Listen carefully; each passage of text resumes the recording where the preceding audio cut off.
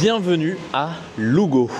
Ça s'annonce plutôt sympathique comme tu peux le voir derrière moi avec cette magnifique cathédrale et cette muraille qui est classée à l'UNESCO puisqu'elle entoure encore aujourd'hui toute la ville. Malheureusement le temps n'est pas vraiment avec nous aujourd'hui, il pleut et il pleut vraiment bien pour le coup, mais c'est pas ça qui va nous arrêter quand même. On va aller découvrir cette jolie ville de Lugo, très historique, et je te propose directement de faire le tour de la ville par l'extérieur en longeant cette muraille et ensuite de revenir vers l'intérieur pour visiter le centre-ville de Lugo.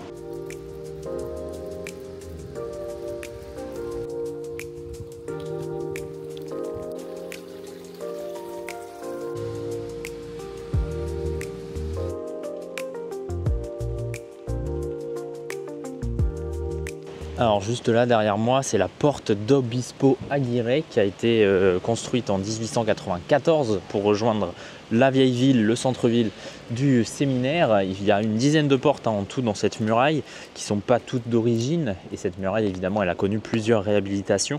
Mais voilà, ça reste une muraille et des remparts surtout qui entourent toute la ville. C'est la seule ville que je connaisse en tout cas pour l'instant dans les villes que j'ai faites dans toutes mes aventures. Je n'en ai pas fait tant que ça encore.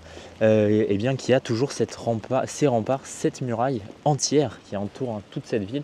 Vous voyez, il n'y a vraiment aucune partie sans muraille. C'est assez impressionnant. Je vous mettrai comme d'habitude plus d'infos sur Instagram avec toute l'histoire, etc. Mais voilà, nous on va faire le tour en tout cas par l'extérieur pour commencer. Et puis ensuite on rentrera vers le centre-ville. On peut aussi faire le tour par le haut des remparts et des murailles. Donc on verra si on va le faire aujourd'hui ou pas.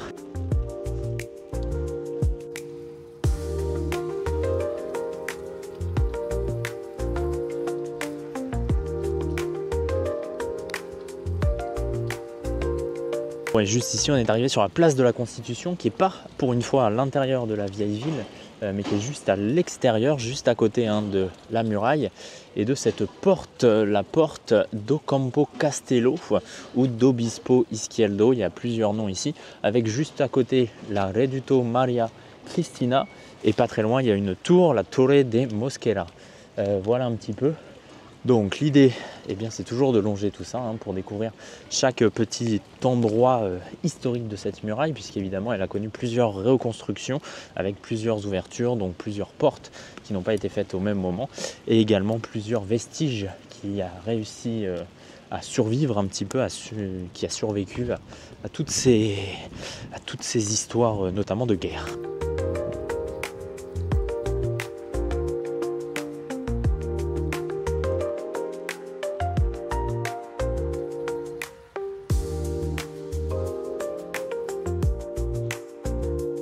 Bon, on voit bien les différences, notamment de construction avec, on peut le voir ici, plutôt des plières plates noires, juste là des grosses pierres bien taillées, bien carrées et un peu plus blanches, donc plus récentes.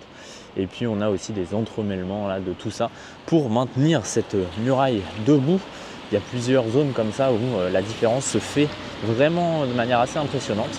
Et là on a encore une porte, on va aller la voir, elle a l'air assez jolie.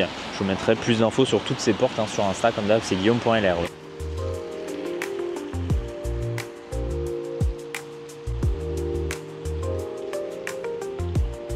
Donc cette porte, c'est la Porta de San Pedro, ou la porte toledana, avec une magnifique porte là pour le coup, et c'est également l'une des portes pour rentrer dans la ville de Lugo via le chemin de Compostelle. Et on est à peu près à 100 km de Saint-Jacques-de-Compostelle. On ira bien évidemment à Saint-Jacques dans les prochains jours, prochaines semaines. Mais voilà, on n'est plus très loin, on se rapproche au fur et à mesure, mais on prend le temps de découvrir tout ce chemin et toutes les villes qu'il y a justement sur l'un des chemins de la partie nord de l'Espagne pour aller à Saint-Jacques-de-Compostelle.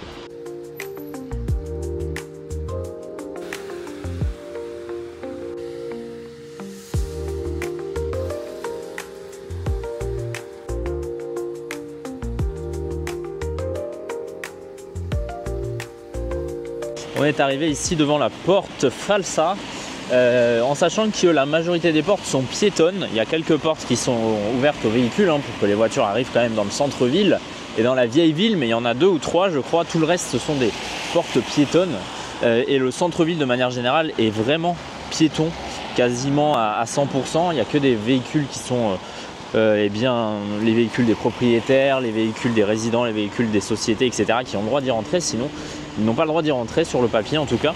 et surtout ils n'ont rien à y faire puisque en fait tout autour de cette muraille il y a une route qui fait le tour de la ville également. Mais vous voyez cette porte là juste à côté par exemple est ouverte aux voitures et donc les voitures peuvent y rentrer ou en tout cas en sortir même puisqu'il y a un sens interdit de l'autre côté. Allez, on continue cette marche, il faut une bonne demi-heure pour faire tout le tour de cette muraille.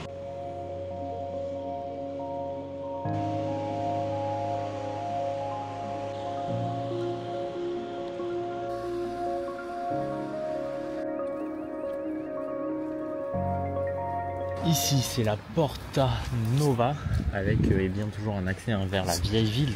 Il n'y a pas grand, enfin c'est pas très grand mais il y a beaucoup de choses à voir en tout cas. Donc on va prendre le temps aussi de visiter le centre-ville ensuite.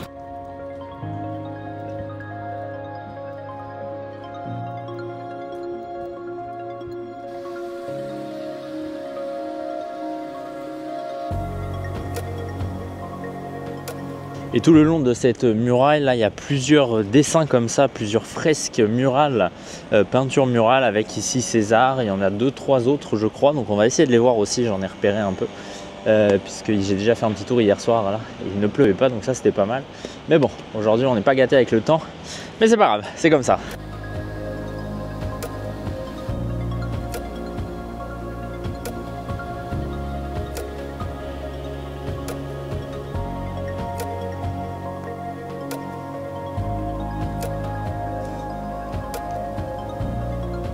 Bon, et là on est au niveau de l'hôpital de Santa Maria avec une église, chapelle sur le côté et puis des bâtiments. Je sais pas trop à quoi ça sert puisque c'est pas très grand. À l'époque ça devait être sûrement un peu plus grand mais maintenant ça l'est plus trop. Et surtout il y a un gros hôpital pas très loin dans la banlieue. Et juste là-bas on est à la porte de l'hôpital et on va continuer. On revoit un peu les tours de la cathédrale. C'est par là où on va rentrer dans le centre-ville et puis on ira directement à l'intérieur si possible. Sinon on ira un peu plus tard et on va se balader. Mais il y a beaucoup de choses à voir, beaucoup d'histoires, beaucoup de lieux et bâtiments historiques ici. Donc on va prendre le temps de découvrir tout ça.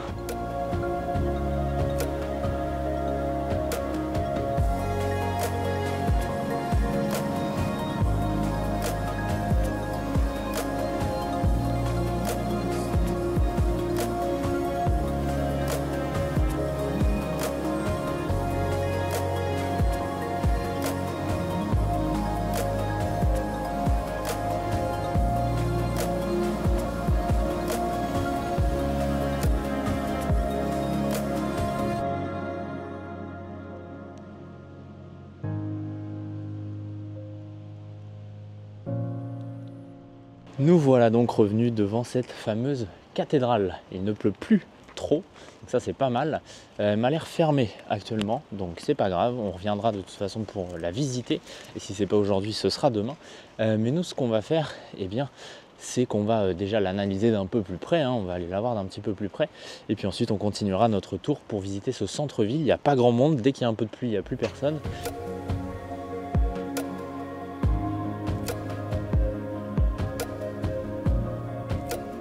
Bon, on se retrouve devant cette cathédrale sur le parvis.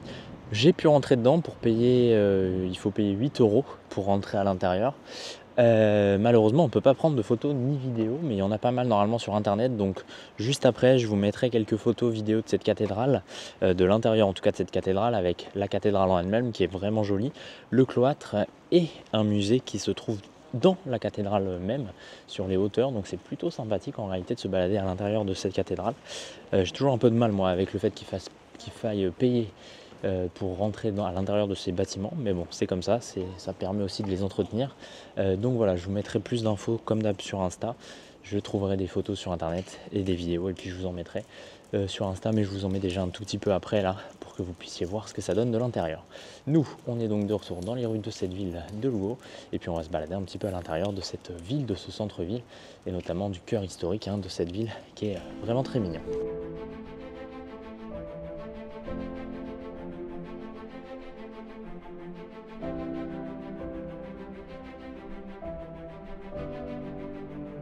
Revenons plusieurs siècles en arrière, où le roi asturien Alphonse II le Chaste réalisa le premier pèlerinage vers Compostelle en passant par Lugo.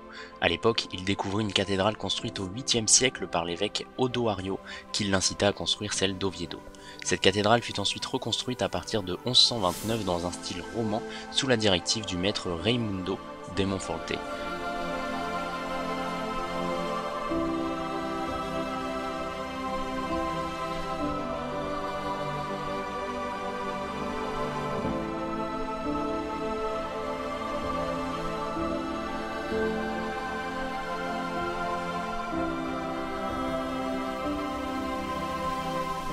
Depuis le XIIe siècle, plusieurs modifications ont été réalisées dans des styles différents, du gothique, du néoclassique pour la façade et le bâtiment, et du baroque pour le cloître, les peintures ainsi que la chapelle Nuestra Señora de los Ojos Grandes, patronne de la ville.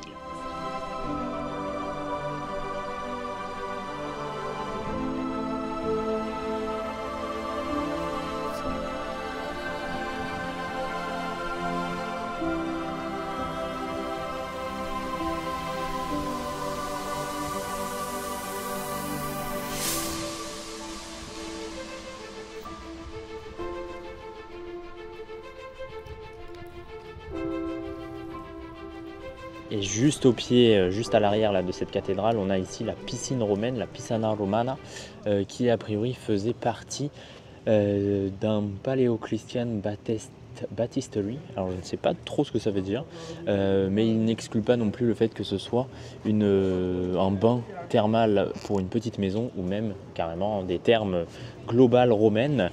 Ça date du 4e siècle et c'est un petit peu en gros la même chose, en tout cas un peu inspiré, on va dire, de la même chose que ce qu'on a vu nous du côté de Gijón. Si tu n'as pas vu la vidéo, elle est juste là-haut. Mais voilà, nous en tout cas on continue de se balader. Là on est derrière cette cathédrale dans laquelle on était il n'y a pas très longtemps, et puis on va faire le tour pour repartir ensuite vers le centre-ville tout simplement. Là on est sur la place de Santa Maria. Cette cathédrale s'appelle également la cathédrale de Santa Maria, hein.